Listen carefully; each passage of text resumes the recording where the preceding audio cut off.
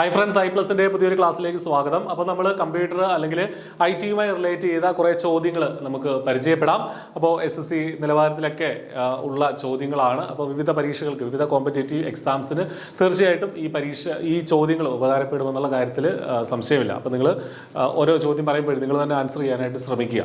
Okay, അപ്പോൾ first question, word processing, spreadsheet and photo editing are examples of which type of software. അപ്പോൾ word processing, spreadsheet, photo editing എന്നൊക്കെ പറയുന്നത് ഏത് തരം സോഫ്റ്റ്വെയറിന് എക്സാമ്പിൾ എന്നുള്ളതാണ് ചോദ്യം. Application software, system software, operating system, platform software, none of this. ഏതാണ് correct answer? Word പ്രോസസ്സിംഗിന് എക്സാമ്പിൾ എന്താ? വേർഡ് പ്രോസസ്സിംഗ് എക്സാമ്പിൾ ഒരു പ്രോഗ്രാം നിങ്ങൾക്ക് പറയാമോ? MS വേർഡ് അല്ലേ? MS വേർഡ് ഒരു വേർഡ് പ്രോസസ്സിംഗ് സോഫ്റ്റ്വെയർ ആണ്. സ്പ്രെഡ്ഷീറ്റിന് എക്സാമ്പിൾ എന്താണ്? MS Excel അല്ലേ? അതുപോലെ ഫോട്ടോ എഡിറ്റിങ്ങിന് ഉള്ള എക്സാമ്പിൾ എന്താണ്? ഫോട്ടോ എഡിറ്റിങ്ങിന് ഇപ്പോൾ ഫോട്ടോഷോപ്പ് ഒരു ഫോട്ടോ എഡിറ്റിംഗ് സോഫ്റ്റ്വെയർ ആണെന്ന് പറയാം. അപ്പോൾ ഈ സോഫ്റ്റ്വെയറുകളൊക്കെ ഈ പറഞ്ഞതിൽ ഏത് കാറ്റഗറി പെടുന്നതാണ് എന്നുള്ളതാണ് നമ്മളുള്ള ചോദ്യം. ഏതാണ് കറക്റ്റ് ആൻസർ? ഇതൊക്കെ ആപ്ലിക്കേഷൻ സോഫ്റ്റ്വെയറുകളാണ് അല്ലേ? അപ്പോൾ എന്താണ് ആപ്ലിക്കേഷൻ സോഫ്റ്റ്വെയർ എന്ന് വെച്ചാൽ പർട്ടിക്കുലർ ആപ്ലിക്കേഷന് വേണ്ടി ഡിസൈൻ ചെയ്തിട്ടുള്ള സോഫ്റ്റ്വെയറുകളെയാണ് നമ്മൾ എന്ത് പറയുക? ആപ്ലിക്കേഷൻ സോഫ്റ്റ്വെയർസ് എന്ന് പറയുക. അപ്പോൾ ഇതിന്റെ correct answer option A, application software ആണ്. സിസ്റ്റം സോഫ്റ്റ്വെയർ ആണോ? അല്ല. സിസ്റ്റം സോഫ്റ്റ്വെയർ എന്ന് പറഞ്ഞാൽ അതിനോടൊപ്പം തന്നെ സിസ്റ്റത്തോടൊപ്പം തന്നെ ഇൻബിൽറ്റ് ആയിട്ടുള്ള സിസ്റ്റത്തിന്റെ പ്രവർത്തനങ്ങളുമായി ചേർത്ത് വെക്കുന്ന സോഫ്റ്റ്വെയറുകളാണ്. ഓപ്പറേറ്റിംഗ് സിസ്റ്റം മറ്റൊന്നാണ്, പ്ലാറ്റ്ഫോം സോഫ്റ്റ്വെയർ വേറൊന്നാണ്. അപ്പോൾ ആപ്ലിക്കേഷൻ സോഫ്റ്റ്വെയർ ആണ് ഈ പറഞ്ഞിരിക്കുന്ന സംഗതി. ആൻസർ ആപ്ലിക്കേഷൻ സോഫ്റ്റ്വെയർ എന്നുള്ളതാണ്. Application software is a term which is used for software created for a specific purpose. ഒരു പർട്ടിക്കുലർ പർപ്പസിന് വേണ്ടി ക്രിയേറ്റ് ചെയ്തിരിക്കുന്ന സോഫ്റ്റ്വെയറുകളെയാണ് ആപ്ലിക്കേഷൻ സോഫ്റ്റ്വെയർസ് നമ്മൾ പറയുക. It is generally a program or collection of programs used by end users. അടുത്ത ചോദ്യം, which are specially designed computer chips that reside inside other devices such as your car or your electronic thermostat?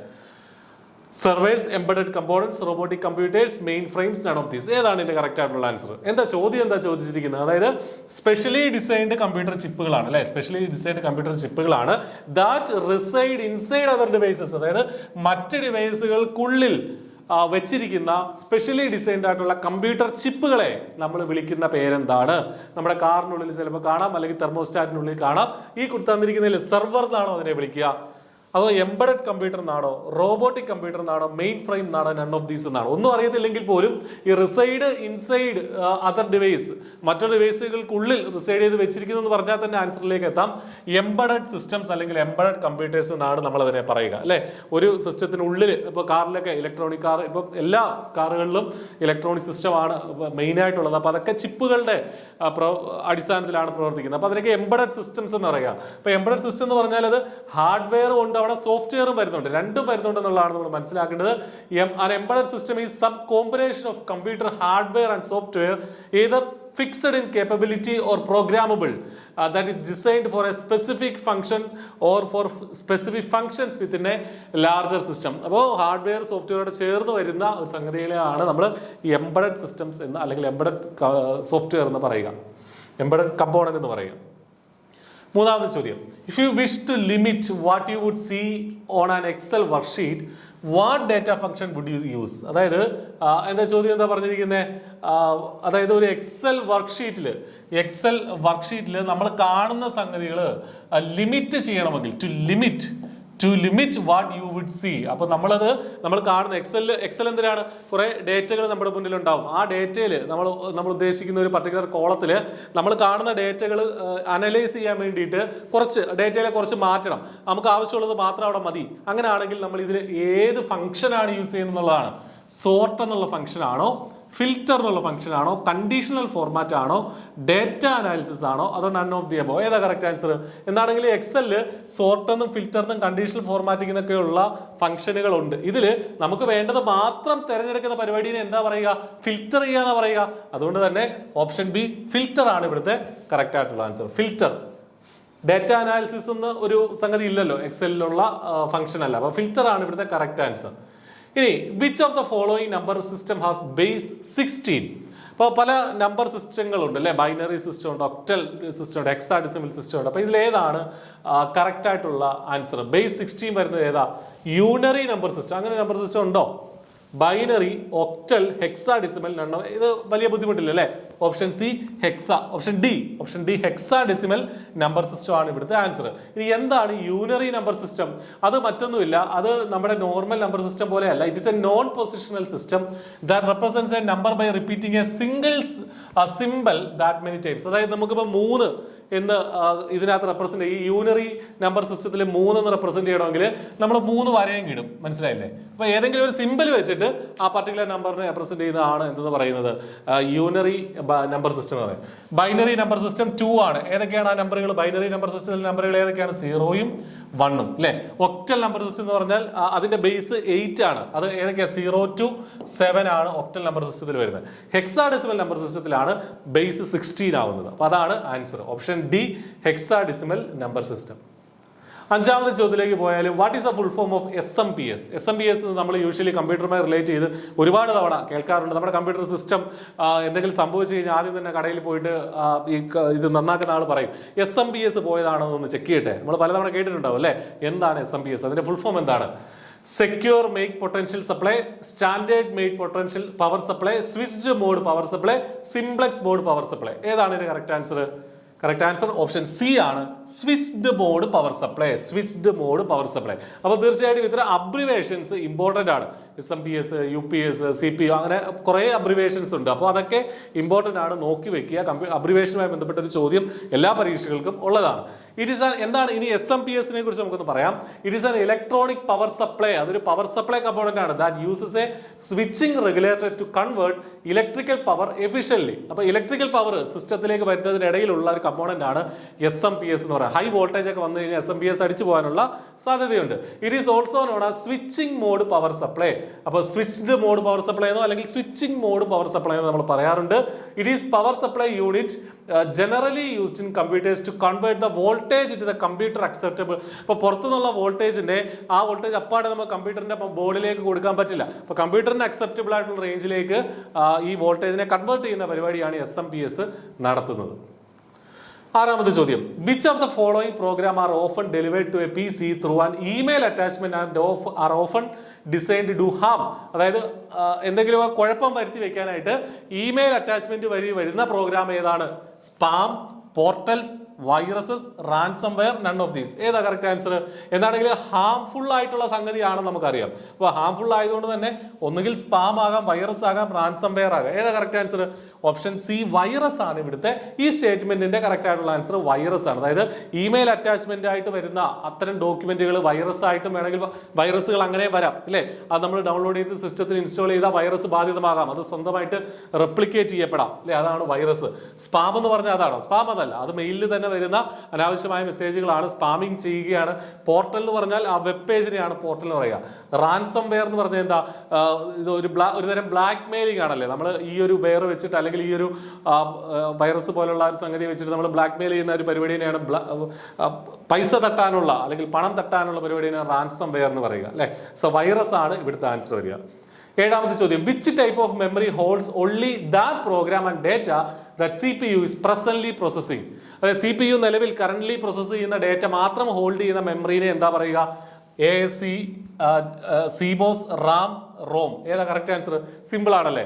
അത് temporary ആയിട്ട് data hold ചെയ്യുന്നത് റാമിലാണ്. Option C റാമിലാണ് hold ചെയ്യുന്നത്. ASCII ഒക്കെ വേറെ എന്തോ, അത് മെമ്മറി ഒന്നും അല്ല. CMOS അല്ല, ROM പെർമനന്റ് മെമ്മറിയാണ് അല്ലേ? Soft copy is an intangible output. Then what is hard copy? വളരെ വളരെ സിമ്പിൾ ആയ ഒരു ചോദ്യമാണ്. എന്താണ് ഹാർഡ് കോപ്പി? സോഫ്റ്റ് കോപ്പി എന്ന് പറഞ്ഞാൽ നമുക്ക് തൊടാൻ പറ്റാത്ത സംഗതിയാണ്. അതാണ് സോഫ്റ്റ് കോപ്പി. ഇപ്പോൾ ഈ ഒരു സ്ക്രീനിനുള്ളിൽ നിൽക്കുന്ന ഇതെന്താണ്? ഇതൊരു സോഫ്റ്റ് കോപ്പിയാണ് അല്ലേ? ഇനി ഹാർഡ് കോപ്പി എന്ന് പറഞ്ഞാൽ എന്താ? The physical part of computer ആണോ? അല്ല. The printed part of the computer. Computer print ചെയ്യാൻ പറ്റുമോ? ഇല്ല.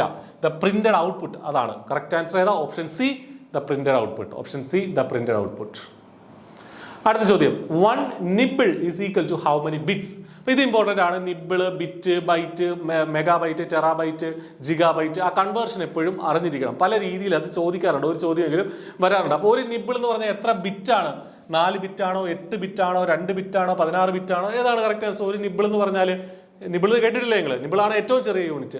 നിബിളല്ല, ഇത്ര ബിറ്റുകൾ ചേർന്നാൽ ആണ് എന്ത് വരിക? നിബിൾ വരിക. അപ്പോൾ ആൻസർ 4 ബിറ്റ് ആണ്. അപ്പോൾ 1 nibble is equal to 4 bits. ഇനി ഈ കൺവേർഷൻ ഇവിടെ ഒരു ടേബിൾ ആയിട്ട് കൊടുത്തിട്ടുണ്ട്. ഒരു നിബിൾ എന്ന് പറഞ്ഞാൽ അത് എന്താണ്? 4 ബിറ്റ് ആണ്. ഒരു 8 ബിറ്റ് ചേർന്നാൽ അത് എന്താവും? ഒരു ബൈറ്റ് ആവും. 8 ബിറ്റ് ചേർന്നാൽ ഒരു ബൈറ്റ് ആവും. അപ്പോൾ ഒരു നിബിള് 4 ബിറ്റ് ആണെങ്കിൽ 2 നിബിൾ എന്ന് പറഞ്ഞാൽ 8 ബിറ്റ് അല്ലെങ്കിൽ ഒരു ബൈറ്റ് ആണ്. അതാണ് രണ്ടാമത്തെ കോളത്തിൽ കാണിച്ചിരിക്കുന്നത്. ഇനി 1024 ബൈറ്റ് ചേരുമ്പോഴാണ്, അപ്പൊ ബിറ്റ് ആണ് ഏറ്റവും ചെറുതെന്ന് ഓർക്കുക. ബിറ്റ് ആണ് ഏറ്റവും ചെറുത്. പിന്നീട് വേണമെങ്കിൽ നിബിൾ നമുക്ക് പറയാം. നിബിൾ ഒരു മിഡിലായിട്ട് നിൽക്കുന്ന സംഗതിയാണ്. ബിറ്റ് അതിന് മേളിൽ ബൈറ്റ് അല്ലെ, 8 ബിറ്റ് ചേരുന്നതാണ് ഒരു ബൈറ്റ്. 1024 ബൈറ്റ് ചേരുന്നതാണ് ഒരു കിലോ ബൈറ്റ്. 1024 KB ചേരുന്നതാണ് ഒരു മെഗാബൈറ്റ്. പിന്നെ 1024 കളികളാണ്. 1024 മെഗാബൈറ്റ് ചേരുന്നതാണ് ജിഗാബൈറ്റ്. 1024 ജിഗാബൈറ്റ് ചേർന്നാൽ അതിനെ ടെറാബൈറ്റ് എന്ന് വിളിക്കും അല്ലെ. 1024 ടെറാബൈറ്റ് ചേർന്നാൽ അതിനെ പെറ്റാബൈറ്റ് എന്ന് വിളിക്കും. 1024 പെറ്റാബൈറ്റ് ചേർന്നാൽ അത് എക്സാബൈറ്റ് ആയി. ഇത്രയൊക്കെ മതി, പെറ്റാബൈറ്റ് വരെയൊക്കെ മതി. പിന്നെ ബാക്കി താഴേക്ക് ഉണ്ടെന്ന് അറിയാനായിട്ടാണ് 1024 എക്സാബൈറ്റ് ചേർന്നാൽ ഒരു സെറ്റാബൈറ്റ് വരും. 1024 സെറ്റാബൈറ്റ് ചേർന്നാൽ യോട്ടാബൈറ്റ് വരും. 1024 യോട്ടാബൈറ്റ് വന്നാൽ ബ്രോണ്ടോ ബൈറ്റ് വരും. 1024 ബ്രോണ്ടോ ബൈറ്റ് ചേർന്നാൽ ജിയോ ബൈറ്റ് വരും. അത്രയൊന്നും ഇതുവരെ എത്തിയിട്ടില്ല. അപ്പൊ എന്താണെങ്കിലും ഒരു പെറ്റാബൈറ്റ് വരെ ആ ഒരു കൺവേർഷൻ പഠിച്ചു വെക്കുക. Okay. What is A firewall in A computer network? ഒരു കമ്പ്യൂട്ടർ നെറ്റ്വർക്കിലെ ഫയർവാൾ എന്ന് പറഞ്ഞാൽ എന്താണ്? അതും വലിയ ബുദ്ധിമുട്ടില്ലാത്ത ചോദ്യമാണ്. The physical boundary of A network, an operating system of computer network, a system designed to prevent unauthorized access. അതാണ് അല്ലേ, ഒരു അൺഓതറൈസ്ഡ് ആയിട്ടുള്ള ആക്സസിനെ തടയുന്ന സിസ്റ്റത്തെയാണ് ഫയർവാൾ എന്ന് നമ്മൾ പറയുക അല്ലെ. വൈറസ് പ്രൊട്ടക്ഷനൊക്കെ വേണ്ടിയിട്ടാണ് ഫയർവാൾ യൂസ് ചെയ്യുന്നത്. 11ാമത് ചോദ്യം, what is the main function of ALU? ALU എന്താണെന്ന് പറഞ്ഞാൽ ആൻസർ എളുപ്പമാണ്. എന്താണ്? അരിത്തമെറ്റിക് ആൻഡ് ലോജിക് യൂണിറ്റ് അല്ലേ, അതാണ് ALU എന്ന് പറഞ്ഞാൽ. Stores data and information for future use, monitor all computer activities, perform arithmetic and logical operations. അതാണ് answer. Option C, perform arithmetic and logical operations എന്നുള്ളതാണ് കറക്റ്റ് ആൻസർ. അടുത്ത ചോദ്യത്തിലേക്ക് പോകാം. Which one of the following is internet standard protocol? അപ്പൊ internet standard protocol അല്ലെങ്കിൽ ഇന്റർനെറ്റിന്റെ ട്രാൻസ്മിഷന് വേണ്ടിയിട്ട് നമ്മൾ യൂസ് ചെയ്യുന്ന സ്റ്റാൻഡേർഡ് ആയിട്ടുള്ള പ്രോട്ടോകോൾ ഏതാണെന്നുള്ളതാണ് ചോദ്യം. TML, COBOL, Java, C++, TCP/IP. വളരെ സിമ്പിൾ ആണ് ഈ ചോദ്യം അല്ലെ. എന്താണ് ആൻസർ? TCP/IP അല്ലെ. TCP/IP അതാണ് ഇന്റർനെറ്റ് പ്രോട്ടോകോൾ ആയിട്ട് നമ്മൾ യൂസ് ചെയ്യുന്നത്. ഈ പറഞ്ഞ കൊബോളും ഈ ജാവയും C++ ഒക്കെ എന്താണ്? അത് പ്രോഗ്രാമിംഗ് ലാംഗ്വേജസ് ആണ്. So TCP/IP. TCP/IP which stands for Transmission Control Protocol. എന്താണ് അതിന്റെ ഫുൾ ഫോം? TCPയുടെ full form transmission control protocol. IPയുടെ full form internet protocol. Is an industry standard protocol suite for WANs. Wide area നെറ്റ്വർക്കുകൾക്ക് വേണ്ടിയിട്ട് ഇപ്പൊ use ചെയ്യുന്ന protocol ആണ് TCP/IP. ഇന്റർനെറ്റിന്റെ ട്രാൻസ്ഫറിന് വേണ്ടി അല്ലെങ്കിൽ ഇന്റർനെറ്റ് വളരെ സുഗമമായിട്ട് കിട്ടാൻ വേണ്ടിയിട്ട് നമ്മൾ യൂസ് ചെയ്യുന്ന നെറ്റ്വർക്ക് പ്രോട്ടോകോൾ ആണ് TCP/IP എന്നുള്ളത്. ബാക്കി തന്നിരിക്കുന്ന HTML, ഇത് TML അല്ല, HTML ആയിരിക്കും കേട്ടോ. HTML, COBOL, ജാവ, C++ ഒക്കെ എന്താണ്? പ്രോഗ്രാമിംഗ് ലാംഗ്വേജസ് ആണ്. അടുത്തൊരു ചോദ്യം, bridge work at which layer of OSI model? കേട്ടിട്ടുണ്ടോ ഇങ്ങനെ ഒരു സംഗതി? OSI മോഡൽ എന്താണെന്ന് അറിയാമോ? Network layer, data link layer, physical layer, application layer, transport layer. അപ്പോൾ ചോദ്യം എന്താണെന്ന് ചോദിച്ചാൽ ബ്രിഡ്ജ് എന്നുള്ളത് ഈ OSI മോഡലിന്റെ ഏത് ലെയറിലാണ് ബ്രിഡ്ജ് ആയിട്ട് വർക്ക് ചെയ്യുന്നത്, അല്ലെങ്കിൽ ഈ OSI മോഡലിന്റെ ഏത് ലെയറാണ് ബ്രിഡ്ജ് ആയിട്ട് വർക്ക് ചെയ്യുന്നത് എന്നുള്ളതാണ് നമ്മളോടുള്ള ചോദ്യം. നെറ്റ്വർക്ക് ലെയർ ആണോ, ഡാറ്റ ലിങ്ക് ലെയർ ആണോ, ഫിസിക്കൽ ലെയർ ആണോ, ആപ്ലിക്കേഷൻ ലെയർ ആണോ, ട്രാൻസ്പോർട്ട് ലെയർ ആണോ? അപ്പൊ എന്താണ് OSI മോഡൽ? അതൊരു നെറ്റ്വർക്ക്, നമ്മൾ നേരത്തെ പറഞ്ഞ പ്രോട്ടോകോൾ ഉണ്ടല്ലോ TCP/IP എന്നൊക്കെ പറയുന്നത് പോലെ, അതുപോലെ ആദ്യകാലത്തെ ഒരു പ്രോട്ടോകോൾ ആണ് ഈ പറഞ്ഞ OSI മോഡൽ എന്ന് പറയുന്നത്. അപ്പോൾ അത് ഈ ഡാറ്റ കമ്മ്യൂണിക്കേഷന് വേണ്ടിയിട്ടാണ്, അല്ലെങ്കിൽ ഒരു പർട്ടിക്കുലർ സിസ്റ്റം നെറ്റ്വർക്കിലേക്ക് കണക്ട് ചെയ്യുന്ന ഒരു എന്താണ് അതിന്റെ ഒരു പ്രോട്ടോകോൾ ആണ് OSI മോഡൽ എന്നുള്ളത്. അതിന് 7 ലെയറുകളുണ്ട്. അത് ഇമ്പോർട്ടൻ്റ് ആണ്. 7 ലെയറുകളുണ്ട്. അപ്പോൾ ഈ ചോദ്യത്തിന്റെ ആൻസർ അതിൽ ഏത് ലെയർ ആണ് ബ്രിഡ്ജ് ആയിട്ട് ആക്ട് ചെയ്യുക എന്നുള്ളതാണ്. Option B, data link layer ആണ് ഇതിന്റെ ആൻസർ. അപ്പോൾ ഡാറ്റ ലിങ്ക് ലെയർ ആണ് ബ്രിഡ്ജ് ആയിട്ട് ആക്ട് ചെയ്യുന്നത്. അപ്പൊ ഇതങ്ങനെ ഒരുപാട് ഡീപ്പായിട്ട് നിങ്ങൾ പഠിക്കേണ്ട കാര്യമില്ല. പക്ഷെ എന്താണ് OSI മോഡൽ എന്നുള്ളതെന്ന് അറിഞ്ഞിരിക്കുക. എന്താണ് OSI മോഡൽ? അതിന്റെ full form open systems interconnection. അങ്ങനെയാണ് OSIയുടെ full form open systems interconnection. Open systems interconnection അഥവാ OSI മോഡൽ ഡിസ്ക്രൈബ്സ് 7 ലെയേഴ്സ്. എത്ര ലെയറുകളുണ്ട്? 7 ലെയറുകൾ that computer systems use to communicate over a network. അപ്പോൾ നെറ്റ്വർക്കുകൾ വഴി കമ്പ്യൂട്ടർ സിസ്റ്റത്തിന് കമ്മ്യൂണിക്കേറ്റ് ചെയ്യാൻ വേണ്ടിയിട്ടാണ് നമ്മൾ OSI മോഡൽ അല്ലെങ്കിൽ ഓപ്പൺ സിസ്റ്റംസ് ഇന്റർ കണക്ഷൻ മോഡലുകൾ യൂസ് ചെയ്യുന്നത്. Each layer of the OSI model interacts with a layer directly above and below it. Encapsulating and transmitting data in a structured manner. അപ്പോൾ ഇത് പല 7 layer എന്ന് പറഞ്ഞാൽ ഏറ്റവും താഴെ ലെയർ, അതിന്റെ മേളിൽ അങ്ങനെയാണ് അത് നമ്മൾ കാണാം അടുത്ത സ്ലൈഡിൽ. അപ്പോൾ ഓരോ ലെയറുകളുടെ താഴെ മേളിലുള്ള ലെയറുകളുമായിട്ട് അതത് ലെയറുകൾ കമ്മ്യൂണിക്കേറ്റ് ചെയ്യും. The OSI model was the first standard model. ഇപ്പൊ നെറ്റ്വർക്ക് കമ്മ്യൂണിക്കേഷൻസിന് വേണ്ടിയിട്ട് ആദ്യത്തെ സ്റ്റാൻഡേർഡ് മോഡലാണ് OSI മോഡൽ. 1983 ഒരുപാട് കമ്പ്യൂട്ടർ റെപ്രസെന്റേറ്റീവ്സ് ചേർന്നിട്ടാണ് ഇതുണ്ടാക്കിയത്.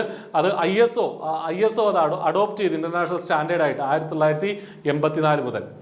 The modern internet is not based. അപ്പോൾ പുതിയ കാലത്ത് ഇന്റർനെറ്റ് നമ്മൾ നേരത്തെ പഠിച്ചതുപോലെ TCP/IP വെച്ചിട്ടാണ് വർക്ക് ചെയ്യുന്നത്. പുതിയ കാലത്ത് ഇന്റർനെറ്റ് OSI വെച്ചിട്ടല്ല. പക്ഷെ ഇപ്പോഴും അതിന്റെ ഈ 7 ലെയർ സിസ്റ്റം ഇപ്പോഴും വൈഡായിട്ട് യൂസ് ചെയ്യുന്നുണ്ട് എന്നുള്ളതും കൂടെ മനസ്സിലാക്കാം. ഇപ്പോഴും നെറ്റ്വർക്കിങ്ങിലുള്ള മോഡൽ തന്നെയാണ് OSI 7 ലെയർ മോഡൽ. അപ്പോൾ ഇതാണ് 7 ലെയറുകൾ എന്ന് പറഞ്ഞാൽ. ഏതൊക്കെയാണിത്? ഫിസിക്കൽ ലെയർ ഏറ്റവും താഴത്തെ ലെയറാണ്, ഫസ്റ്റ് ലെയറാണ് ഫിസിക്കൽ ലെയർ. അതിന് മുകളിലാണ് ഡേറ്റ ലിങ്ക് ലെയർ. ഈ ഡേറ്റ ലിങ്ക് ലെയർ ആണ് ആക്ച്വലി ഇവിടെ ഒരു ബ്രിഡ്ജ് ആയിട്ട് യൂസ് ചെയ്യുന്നത്. അപ്പോൾ ഫിസിക്കൽ ലെയർ പറയുന്നത് transmit raw bit stream over the physical medium.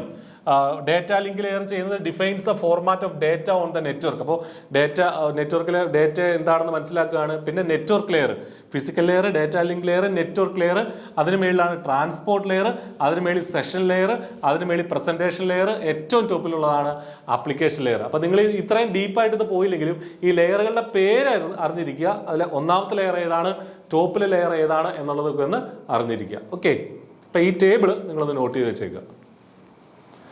14ാമത് ചോദ്യം. A dash is used direct and dispatch data packets between different network. അപ്പോൾ പല നെറ്റ്വർക്കുകൾ തമ്മിൽ ഡേറ്റ പാക്കറ്റുകളെ ഡിസ്ട്രിബ്യൂട്ട് ചെയ്യുന്ന കമ്പോണന്റ് ഏതാണെന്നുള്ളതാണ്. Connection, bridge, gateway, hub, router. ഏതാ correct answer? Option E, router ആണ്, അല്ലെങ്കിൽ റൗട്ടർ ആണ് കറക്റ്റ് ആയിട്ടുള്ള ആൻസർ. അപ്പോൾ router is use to route data packets between different network. അപ്പോൾ പല നെറ്റ്വർക്കുകൾ തമ്മിൽ ഈ ഡേറ്റ പാക്കറ്റുകൾ ട്രാൻസ്മിറ്റ് ചെയ്യുന്നത് റൗട്ടർ വഴിയാണ്. It reads the information in each packet to tell where it is going. അപ്പോൾ ഈ പാക്കറ്റിലുള്ള ഇൻഫർമേഷൻ റീഡ് ചെയ്ത ശേഷം എങ്ങോട്ടാണോ ഈ ഡേറ്റ പോകേണ്ടത് അങ്ങോട്ടേക്ക് ഇത് റൗട്ട് ചെയ്ത് വിടും. അതാണ് റൗട്ടറിന്റെ ജോലി. 15ാമത് ചോദ്യം. Who is the creator of Pascal language? കേട്ടിട്ടുണ്ടോ അങ്ങനെ ഒരു ലാംഗ്വേജ്? പഴയ ഒരു ലാംഗ്വേജ് ആണ്, പാസ്കൽ എന്നൊരു ലാംഗ്വേജ് ഉണ്ട്. അപ്പോൾ ഇതാരാണ് പാസ്കൽ ലാംഗ്വേജ് ക്രിയേറ്റ് ചെയ്തത്? Dennis Ritchie, Brendan Eich, James Gosling, Niklaus Wirth. None of these. ഏതാ കറക്റ്റ് ആൻസർ?